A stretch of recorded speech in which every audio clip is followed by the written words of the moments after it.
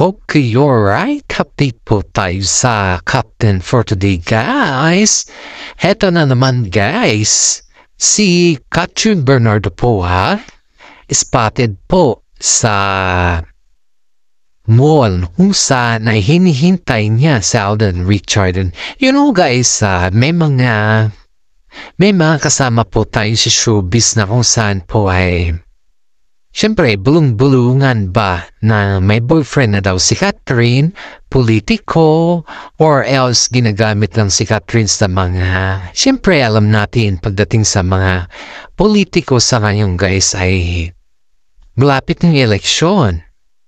Kaya siyempre, gagamitin yung mga artista na kung saan ay mga sikat. Yan po yung palagi nating tatandaan, guys, kapag ikaw ay sikat na artista at sinasabing may mga friends ka na politiko, siguro naman medyo dumistansya tayo sa mga nagraran na bilang isang gobernador, politiko sa ngayon. Dahil iyan po ay mga signs and symbols na kung saan ay gagamitin ka din nila para sa doon ay mananalo po sila. At iyan po yung ugong-ugong sa ngayon na ginagamit si Catherine Bernardo sa ngayon para maging mananalo yung bit na mga administrasyon ba. But we know, guys, kilala naman natin si Catherine na kaibigan is kaibigan. Hindi yung kagaya ng iba dyan na kaibigan and then after kaibigan sila na. Hindi naman, we're not expecting special treatment or something new about that. Kasi alam naman din natin na pag sa politika talaga, pag sikat ka, talagang lalapitan ka para i-endorse mo. So not only for endorsement, guys, also for yung dumikit ka lang ng konti at may issue na yun pagdating sa kanila. Ito, guys, balik dati, it just only refreshment dyan sa mga issues ba na nasagap natin na yun sa mga anghel natin sa showbiz.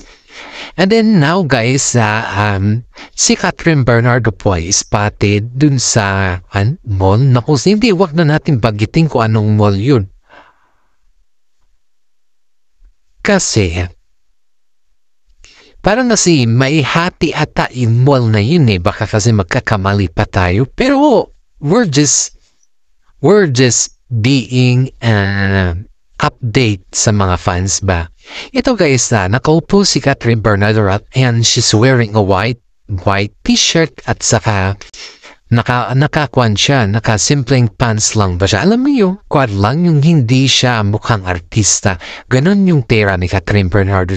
And then, ang mga fans po, syempre hindi nahalata si Catherine kasi umiba daw yung kanyang aura. Parang yung Catherine na lumalabas ay umiba daw ngayon. Yung style ba, yung datingan ba ni Catherine sa akin, talagang ang daming nagbago. Yun yung pansin ng mga fans niya.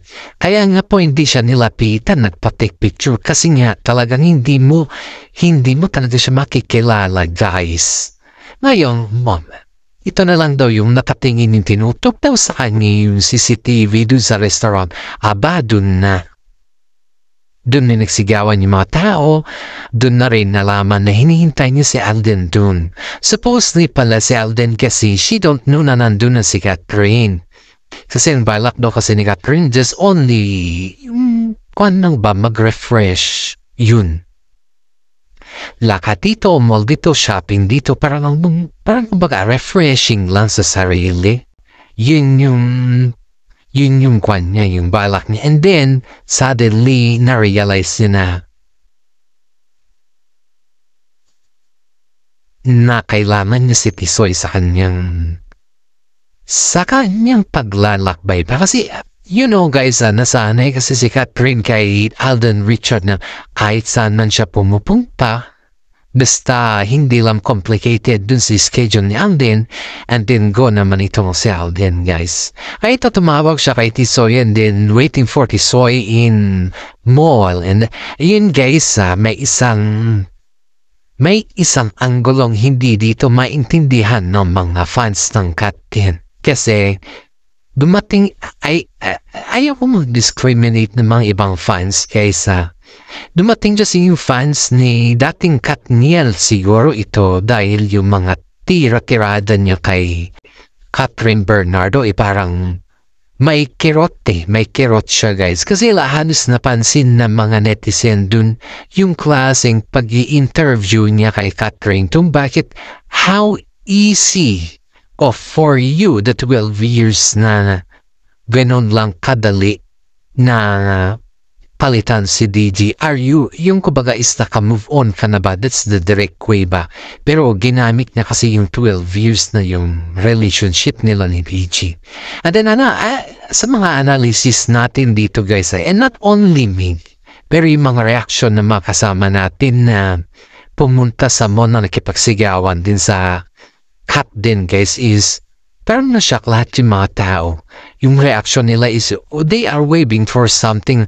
Tanggalin mo tong tao na to kasi nakaka-belander siya sa captain. Parang ganun yung sinasabi ng mga ibang fans eh.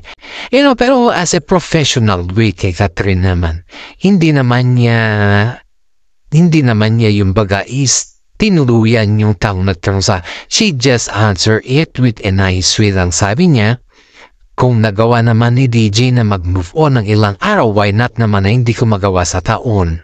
Ayan. Ang daming question sa mga galawan ni Catherine Bernardo sa ngayon, guys, dahil diba, ang mga taong naliling kasi sa kanya is mga big time eh. Tapos, nablat pa siya ni Ogie Diaz na talagang konfirmado na daw na may bago na siyang boyfriend. Pero sa atin guys,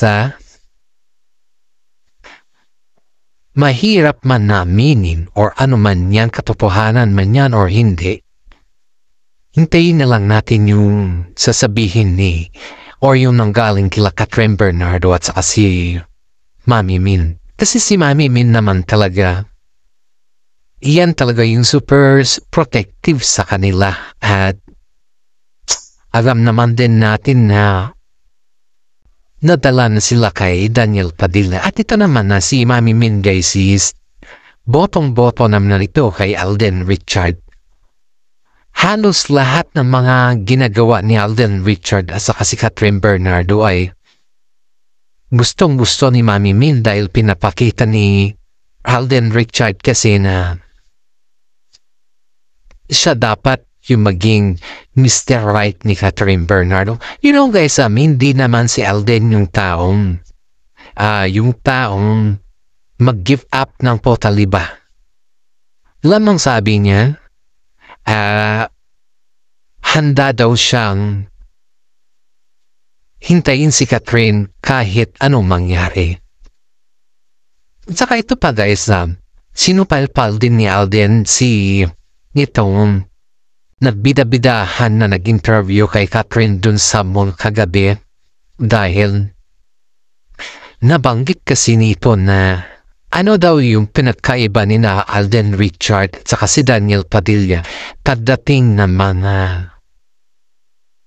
private part pa. Yung mga kissing siguro something like that. Alam na natin nga hindi na tayo bata sa mga ganyan ba. And then sinabi din ng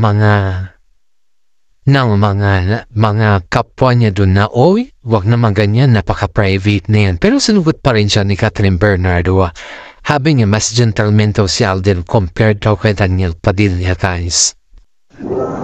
Kilala naman natin si Catherine na hindi siya basta-basta na tao para sa mga taong kumbaga is nang babasa kanya guys. Halos kasi ay pinagpepestahan na po si Catherine dahil sa politiko na ito. Pero ang tingin ng karamihan guys ay mas marami pa rin po yung pabor na hindi totoo yung mga politiko na ito. Pero in fairness guys, ayon din dito sa ating legit na sources na hinahayaan na lang nila Catherine na ito kasi Mami Min yung mga balibalita na patungkol sa mala niya dahil alam naman nila sa kanilang mga sarili na wala namang pupuhanan yung mga balitang ganon. At ayon din dito sa ating legit na sources ay si Catherine Bernardo po ay nakikipag-ugnayan din sa Alden Richard. Pag may mga time sila na free time ay dun po nagkakaroon na mga banding. Hindi po totoo na binitawan na siya ni Alden Richard guys, kundi patuloy pa rin po si Alden Richard na sumusuyo kay Catherine. At may mga balita din po na pumunta si Alden dun sa bahay nila Catherine, at si Catherine naman po ay pumunta din dun. Si Alden naman po pumunta din dun sa bahay nila Catherine, at the same time ganun din po si Catherine pumunta rin po dun sa bahay nila Alden Richard.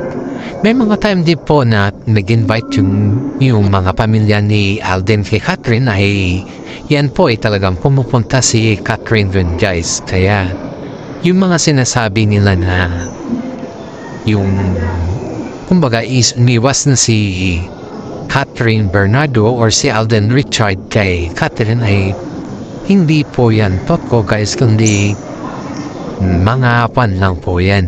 Mga kumbaga is grounded lang po kay Catherine yung mga ganyan na issues. Pero in fairness guys, maraming mga fans ng Cat din sa ngayon guys ay nananatiling Cat din pa rin, dahil sa kabila ng mga issues na pinupukol sa Cat din ay hindi lubos sila maisip na very strong pa rin ang Cat din sa lahat ng bagay sa kanila. Di po na sila nadadala sa mga issues na kung saan ay binabati ko sila ng karamihan dahil sa mga maling akala or mga maling fake news ba. Kaya ang Cat din po ay nananatiling matibay sa lahat ng bagay. Kaya nga kadalasan dito yung dami nating nasasagap na balita tungkol sa mga anong iba't ibang klaseng showbiz na dumadaan sa atin. Kaso nga lang ay iniisip kasi natin ito guys ay mas maigi na sila na dapat yung ating tanmin.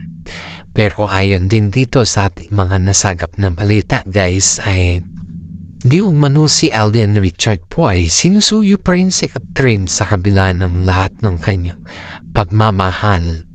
Umiiyak daw si Alden nung isang araw dahil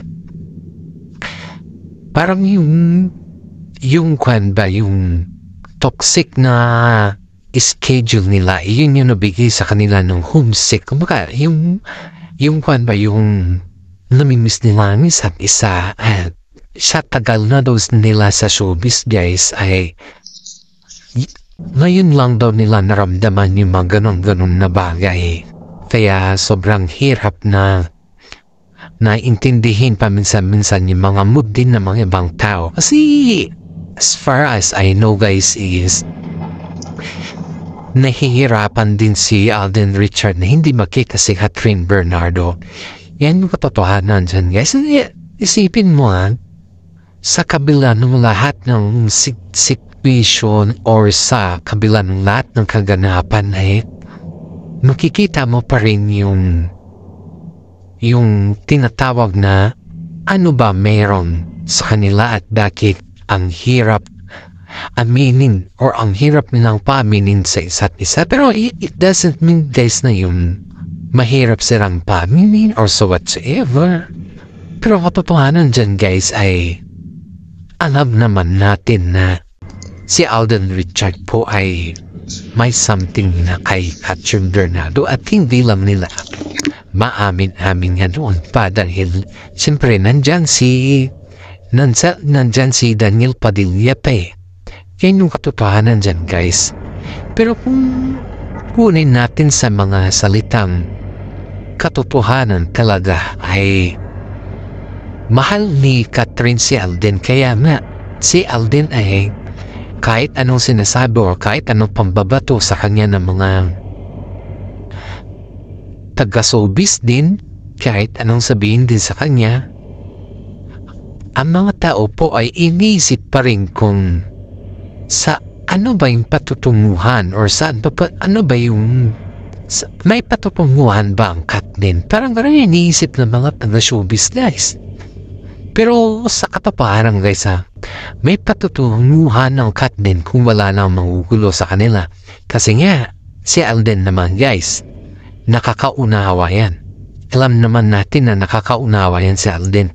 At alam din natin na sa kabila ng lahat ng pagsubok sa kanila ni Catherine ay hindi niya dinaramdam lahat yun. Kundi umiiwas siya dahil alam niya sa kanyang sarili na Kapag iyan ay pinatulan niya kasi, mababagsak din ang kanyang karera.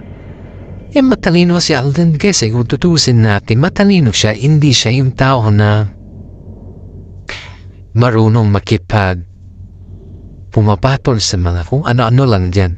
Pero, secret guys na ang pagiging matalino ni Alden ay yan po yung bibigay sa kanya ng maraming supporters at saka maraming fans. Diba? Believe it or not guys, alam kong kayo ay maka-Alden din at alam kong mas marami din dito ang boto sa Katniel.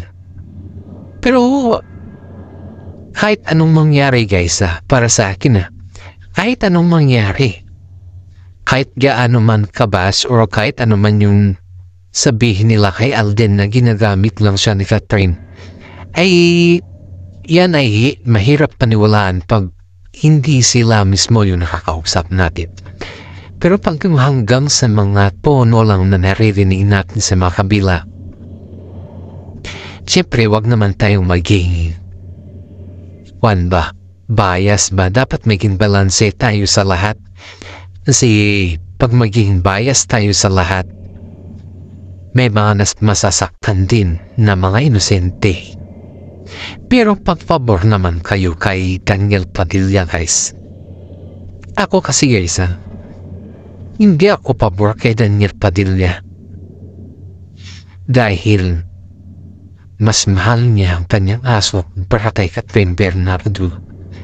Mas gusto niya ang kanyang aso kumpara kay Catherine Bernardo. Mas pinaninindigan niya na gusto niya ang aso. Pero sa akin, kung yung aso yung mahal mo, kesa yung kasintahan mo, yung si aso mo lang karelasyon, diba? Ano naman kadali yun, hindi yung maghanap ka pa ng mga ibang tao para gamitin mo, yung aso mo lang pala yung gusto mo. Mahirap naman intindihin minsan pero nandyan na tayo sa lugar na hindi na natin mababago. So kaya na po yung decision sa clip ay yung respeto ng mga iba dahil alam nila sa kanilang sarili na kahit anong gawin na ni Alden ay ni Daniel Padilla ay hindi na yan mapapago ni Catherine Bernardo. Mas mahal niya na si Alden sa ngayon. At alam kong kayo ay ating tagamasugid na supporters dito at sana naman paki-like and share naman po ang ating YouTube channel. Maraming salamat at God bless po sa ating lahat.